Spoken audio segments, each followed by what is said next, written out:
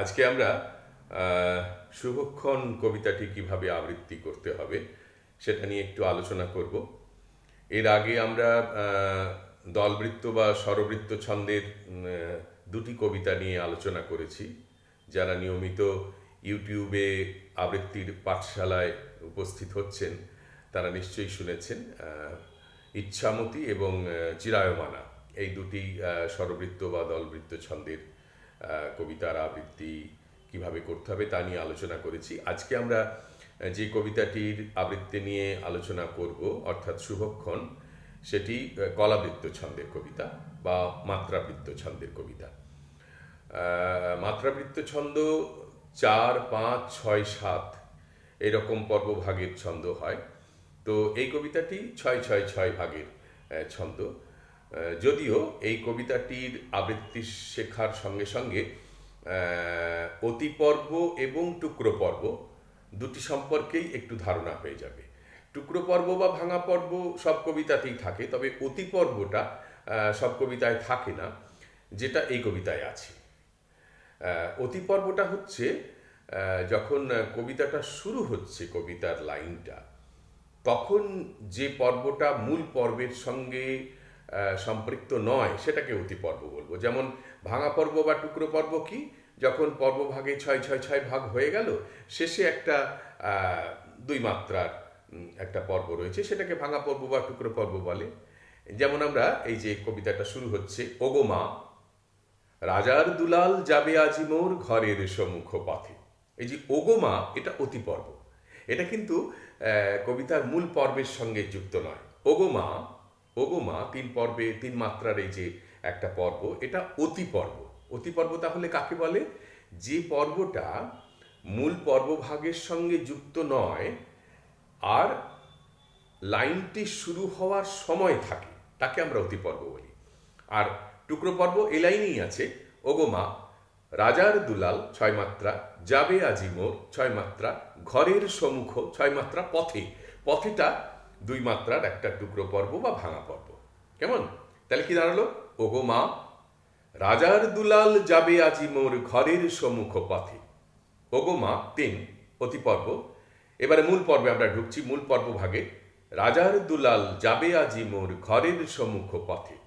6-6-6-2 3 অতিপর্ব, 6-6-6-2। রাজার দুলাল, রাজার 3 মাত্রা, দুলাল 3 মাত্রা, যাবে আজি মোর, যাবে আজি মোর 6 মাত্রা, ঘরের সম্মুখ, ঘরের 3 মাত্রা, সম্মুখ 3 মাত্রা, 6 মাত্রা, পথেটা টুকরো পর্ব বা ভাঙা পর্ব হলো। ঠিক আছে? তাহলে ওগো মা রাজার দুলাল যাবে আজি মোর ঘরের সম্মুখ পথে, আজিয়ে প্রভাতে গৃহ কাজ লয়ে রহিব বলো কি মতে। আজিয়ে প্রভাতে, এখানে কিন্তু অতিপর্ব নেই। আজিয়ে প্রভাতে, আজি এ 3 মাত্রা হলো, প্রভাতে 3 মাত্রা 6 মাত্রা, গৃহ কাজ লয়ে, গৃহ কাজ 4 মাত্রা, লয়ে 2 মাত্রা 6 মাত্রা, রহিব বলো কি, রহিব 3, বলো 2, 5, কি 6 মাত্রা, মতেটা হলো টুকরো পর্ব। ভাঙা পর্ব রয়েছে কিন্তু অতিপর্ব সব লাইনে নেই।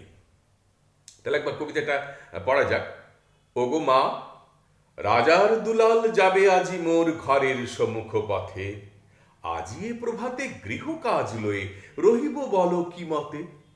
বলে দে আমায় কি করিব সাজ, কি ছাদে কবরী বেঁধে লব আজ। পরিব অঙ্গে কেমন ভঙ্গে কোন বরণের বাস।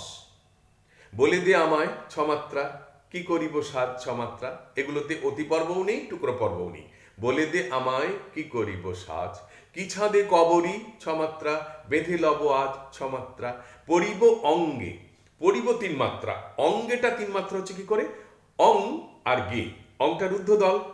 এই মাত্রাবৃত্ত ছন্দের প্রধান বৈশিষ্ট্য হচ্ছে রুদ্ধদল যেখানেই থাকুক সেটা 2 মাত্রা। অং, এটা রুদ্ধদল কেন না, এটাকে আমরা টানতে পারছি না। গে স্বরক বর্ণ দিয়ে শেষ হচ্ছে, সুতরাং এটা মুক্ত দল, এটা আমরা টানতে পারছি, এটা 1 মাত্রা। অং যেহেতু রুদ্ধ দল, সুতরাং এটা 2 মাত্রা। তাহলে পরিব অঙ্গে কেমন ভঙ্গে, পরিব অঙ্গে, অং 2 মাত্রা, গে 1 মাত্রা, 3 মাত্রা হয়ে গেল।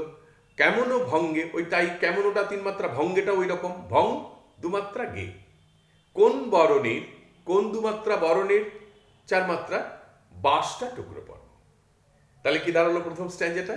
ওগো মা, রাজার দুলাল যাবে আজি মোর ঘরের সম্মুখ পথে, আজি এ প্রভাতে গৃহ কাজ লয়ে রহিব বল কি মতে। বলে দে আমায় কি করিব সাজ, কি ছাদে কবরী বেঁধে লব আজ, পরিব অঙ্গে কেমন ভঙ্গে কোন বরণের বাস। মাগো কি হলো তোমার? মাগোটা এখানে আবার পরের স্তবকে, মাগোটা অতিপর্ব, মাগো কি হলো তোমার, ছমাত্রা। অবাক নয়নে ছমাত্রা, মুখপানে কেন ছমাত্রা, চাষটা টুকরো পর্ব। এইভাবে পুরো কবিতাটা অতিপর্ব, মূল ৬৬৬ মাত্রার পর্ব, কোথাও ৬৬৬, কোথাও ৬৬, আর শেষে টুকরো পর্ব ২ মাত্রা সাধারণত এরকম থাকে। এইভাবে ছন্দটা প্রথম, ছন্দ না বুঝে তো কবিতা আবৃত্তি করা যাবে না, উচ্চারণও হবে না।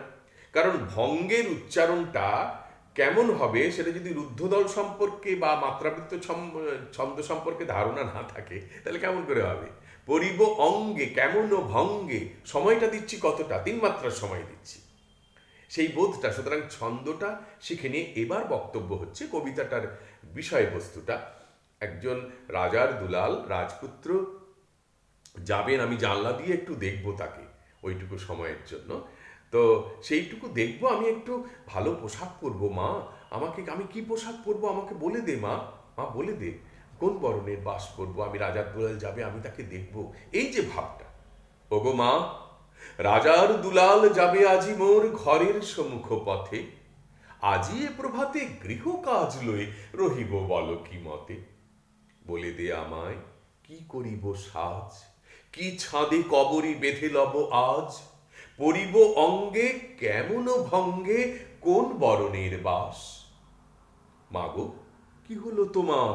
অবাক নয়নে মুখপানে কেন চাস, আমি দাঁড়াবো যেথায় বাতায়ন কোণে, সে যাবে না সেথা জানি তাহা মনে।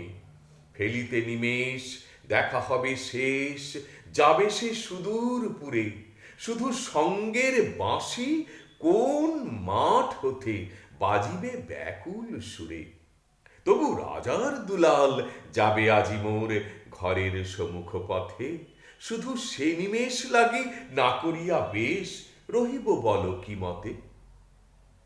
ওগো মা, রাজার দুলাল গেল চলি মোর ঘরের সম্মুখ পথে, প্রভাতের আলো ঝলিল তাহার স্বর্ণ শিখর রথে, ঘোমটা খসায়ে বাতায়ন থেকে নিমেষের লাগি নিয়েছি মা দেখে, ছেড়ি মণিহার ফেলেছি তাহার পথের ধুলার পরে।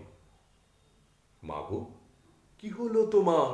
অবাক নয়নে চাহিস কিসের তরে, মোর হার ছেঁড়া মণি নেয়নি কুড়ায়, রথের চাকায় গেছে সে গুড়ায়, চাকার চিহ্ন ঘরের সম্মুখে পড়ে আছে শুধু আঁকা, আমি কি দিলেম কারে জানে না সে কেউ, ধুলায় রহিল ঢাকা। তবু রাজার দুলাল গেল চলি মোর ঘরের সম্মুখ পথে, মোর বক্ষের মণি না ফেলিয়া দিয়া রহিব বল কি মতে। তাহলে এটা কলাবৃত্ত বা মাত্রাবৃত্ত ছন্দের কবিতা। মূল পর্ব হচ্ছে ৬৬৬ ভাগের, কোথাও ৬৬৬, কোথাও ৬৬, অতিপর্ব আছে, টুকরো পর্ব আছে। সেটা বুঝে, ভাবটাকে বুঝে একটি মেয়ে বলছে তার মাকে যে রাজপুত্র যাবে, আমি সেই সময়টুকু জানলা থেকে তাকে একটু দেখবো, সেটুকু দেখবো মা, এই সময়টা আমি ঘরের কাজ কি করে করি বলো, গৃহ কাজ লয়ে রহিব বলো কি মতে।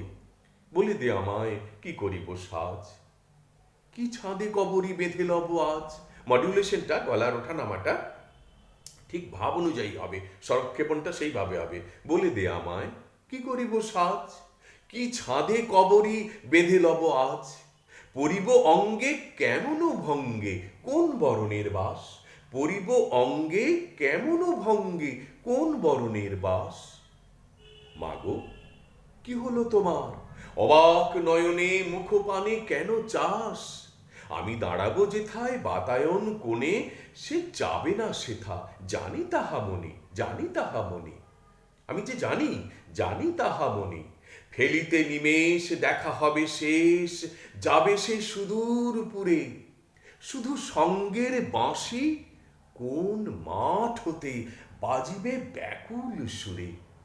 তবু রাজার দুলাল যাবে আজি মোর ঘরের সম্মুখ পথে, শুধু সে নিমেষ লাগি না করিয়া বেশ রহিব বল কি মতে।